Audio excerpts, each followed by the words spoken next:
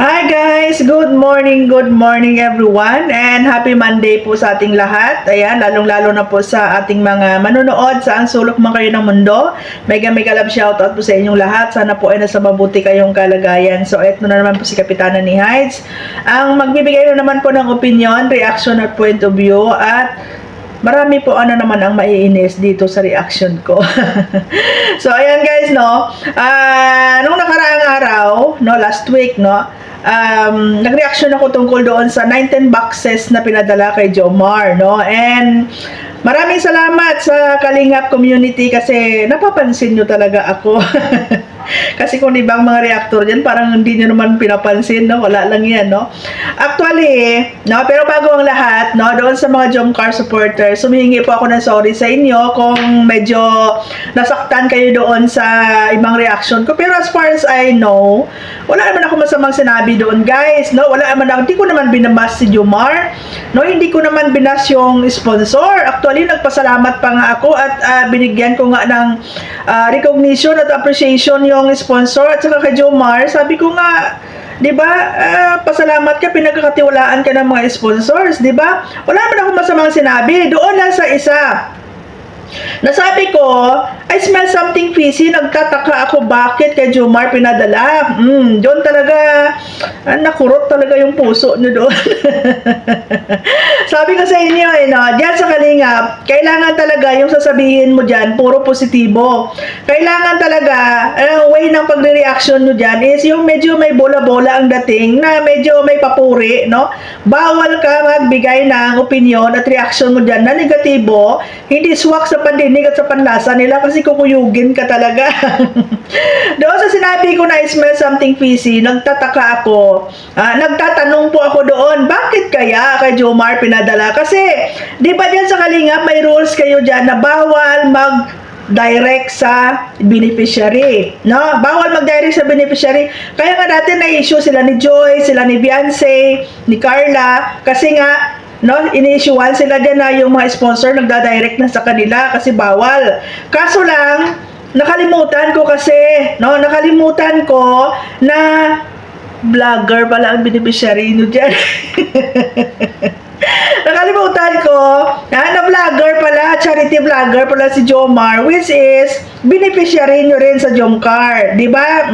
So wala namang masama doon. Alam nyo kayo dyan sa Kalingap, kayong mga reactor at defender, ang role nyo dyan is kung merong mga negatibo na mga binabato dyan sa inyo at feeling ninyo is mali, kayo yung explain ng tama. Kayo po yung magbigay ng tamang explanation. Ipaliwanag nyo po. Ay, mali yun si Kapitana. Hindi yung parang binibrainwash nyo pa yung mga supporters nyo dyan. Hindi ko binabas si Jomar, no? Opinion ko yon kasi yun yung nakikita ko. At saka yung vlog ni Jomar, sa Facebook ko yung nakita. Sa Facebook account mismo ni Jomar ko yung nakita. Di ba? O, ano masama? Di ba? Reaction ko yun, opinion ko yun hindi tayo terno mag-isip. Di ba? So, nagtatanong ako doon, bakit? No, bakit? Kasi, kung nakikita ko doon sa comment section ni Jomar, mga Jomcar, no, Jomcar, yung gift na yon is from Jomcar supporters yon at sponsor ni Jomar yon, di ba? So, kung Jomcar yon, di ba, kadalasan kasi nangyayari dyan, di ba, pag mga love team ang binibigay kay Kalingap, bawal mag-direct sa beneficiary. Di ba? So nagtataka lang ako, nagtatanong lang ako. So yun na yung mali ko, guys, kasi nakalimutan ko na charity vlogger pala yung beneficiary nyo. So, yun, pinadala doon kay Jomar kasi para pala sa niya yun, sa beneficiary niya. So sorry naman, no? Sorry naman yan sa mga Jomcar supporters, di ba? Akala ko lang kasi, di ba? Oo, bakit yung iba dyan bawal mag-direct, bawal sila yung tumanggap. May exemption pala. Yun nga yung nakalimutan ko na charity vlogger pala yung beneficiary nyo dyan. So, yun lang. Sorry naman. Kinu-question ko daw, pinapakialaman ko daw, mga litsugas kayo, ay, private i-bait nyo nga yung content nyo kung ayaw nyo mabigyan ng reaction. At tapos sabi pa doon sa comment, ay hindi ka pala kalingap, ba't ka nagre-reaction sa kalingap? Mga kalingap nga dyan, nagre-reaction din sa iba. Di ba, mismo nga founder nyo ang dami-dami nyo problema dyan sa loob, nakiki-reaction din doon sa problema na Tekram. Tapos questionin nyo ako na hindi naman ako kalingap, nagre-reaction ako dyan. Mga litsugas kayo. Alam nyo, masyado kayong balat sibuyas. No, masyado kayo balat sibuyas, makikitid pa yung mga utak nyo, di ba? Explain nyo ng maayos. Si Kuya Bal na, wala nang pakialam sa inyo yan kasi andun siya sa inner core. Kayo, nandyan kayo sa outside core. Bahala kayo mag-rumble yan. Basta importante, may tinatanggap sila doon sa inner core. Diba? Bahala kayo mag-rumble dyan sa outer core at saka sa middle core. Doon siya sa inner core. Tumatanggap siya doon ng tumatanggap siya doon ng blessings. So, yan guys. Sorry naman sa mga Jomcar supporters. Hindi ako baso ng Jomcar sumusuporta ako sa Jomcar. Tapos galit na galit kayo. Sabihin nyo dyan sa kalingap, ni-explain nila na maayos.